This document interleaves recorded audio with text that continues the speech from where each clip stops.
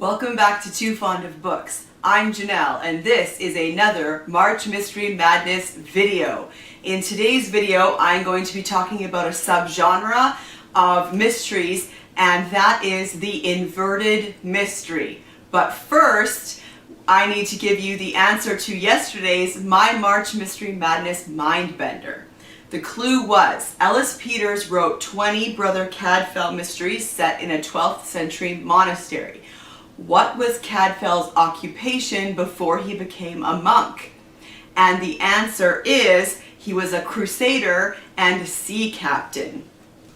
I really enjoyed the Cadfael mysteries. Here is The Summer of the Danes, which is the 18th chronicle of Brother Cadfael. Also, this edition is beautiful. This is the UK edition, but the artwork here is just unbelievable. So if I find any more of these, I'll certainly be picking them up for my collection. Another one that I have in that collection, these are the only two that I have, but this is a rare Benedictine, The Advent of Brother Cadfael. This is 3 novellas, short stories, about the origins, let's say, of Brother Cadfael. And again, they have just the most gorgeous artwork. Can you see that? It's just beautiful, and this has it throughout the book. So I was so excited. I found this at a book sale somewhere. Anyways, so stay tuned to the end of the video for the next My March Mystery Madness Mindbender. But right now, let's get into inverted mysteries. These are also called potentially back to front, because an inverted mystery starts with the murder and you know usually who the killer is. So these are howdunnits and will they get away with it rather than a whodunit. A classic example of a television show that is inverted mysteries is Columbo. Those were, you saw who the murderer is, and then it was, will Columbo be able to solve it and catch the killer? So the first book that I want to mention that's an inverted mystery, I don't have a copy of, I apologize.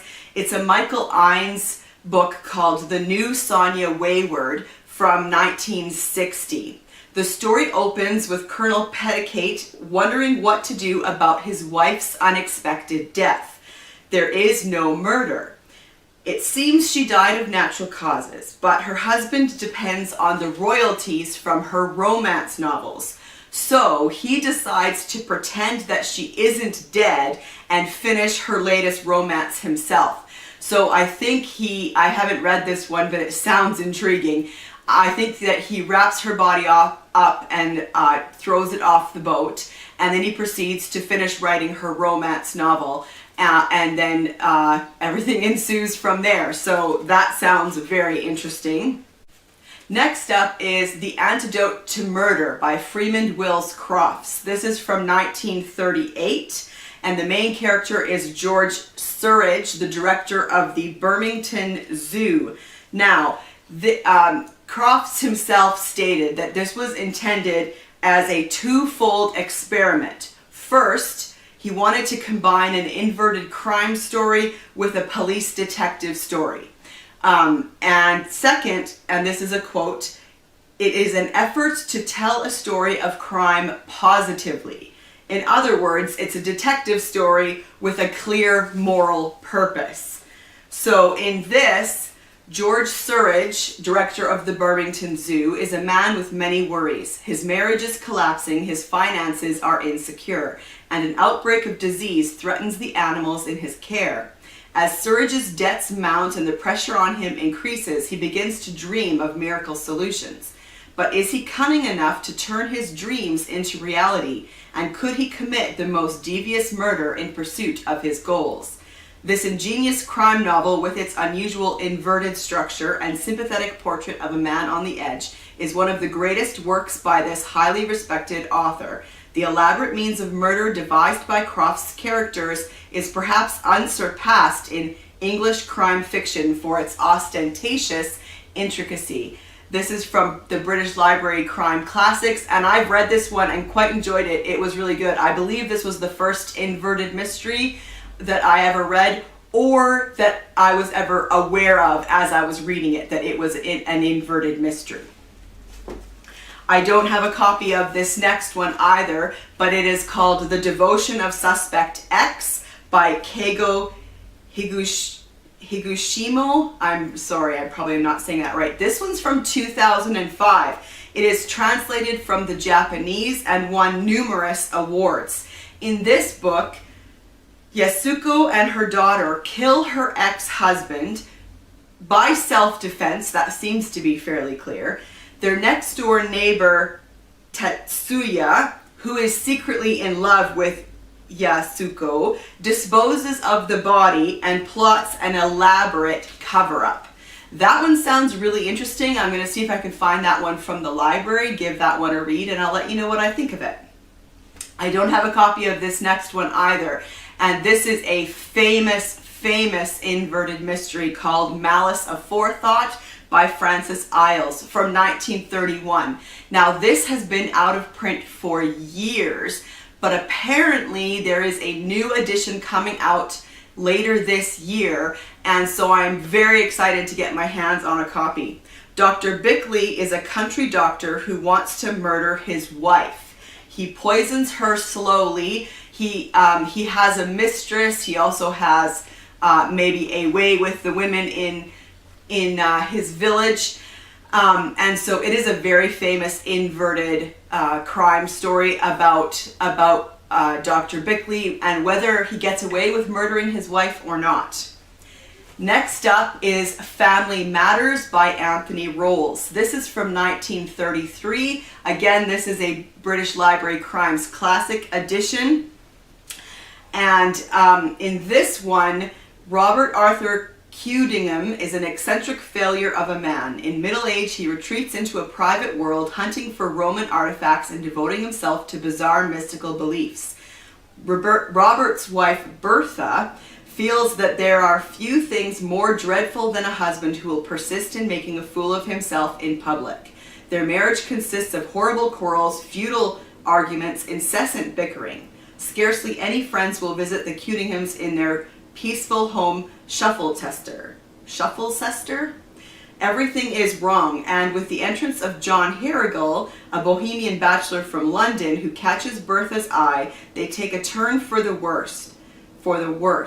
Soon, deep passions and resentments shatter the calm facade of the Cudinghams' lives.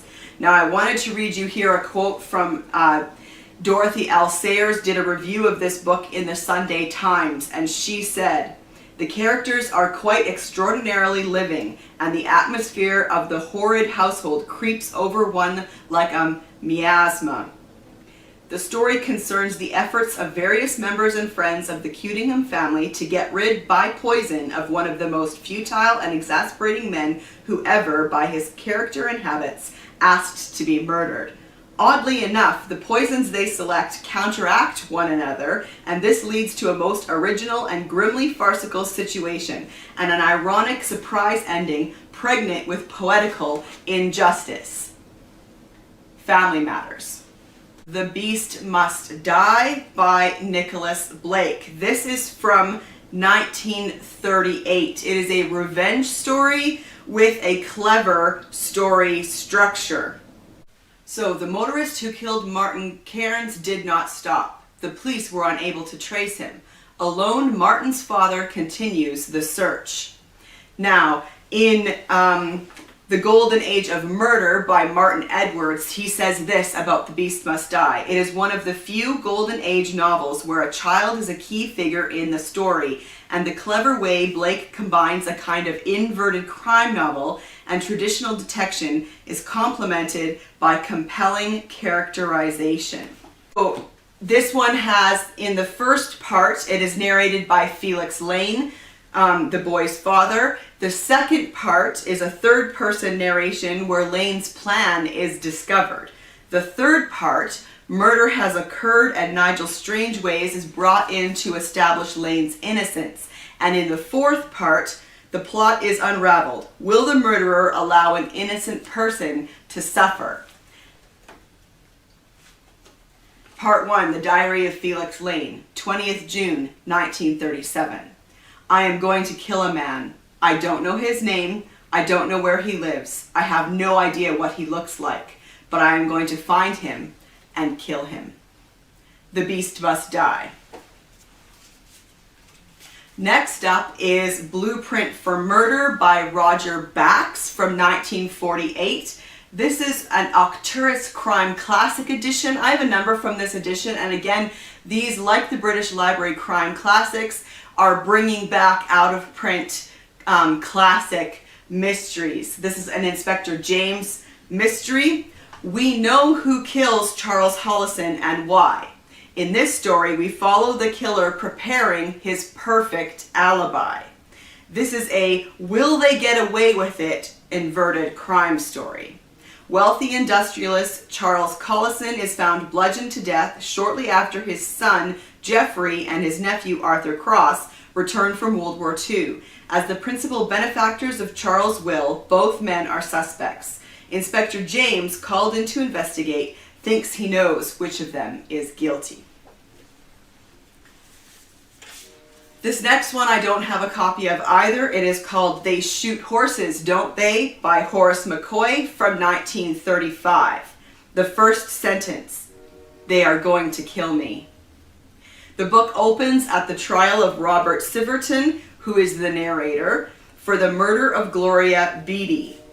And what's great about this book is as the judge delivers his sentence, we hear from the narrator what happened.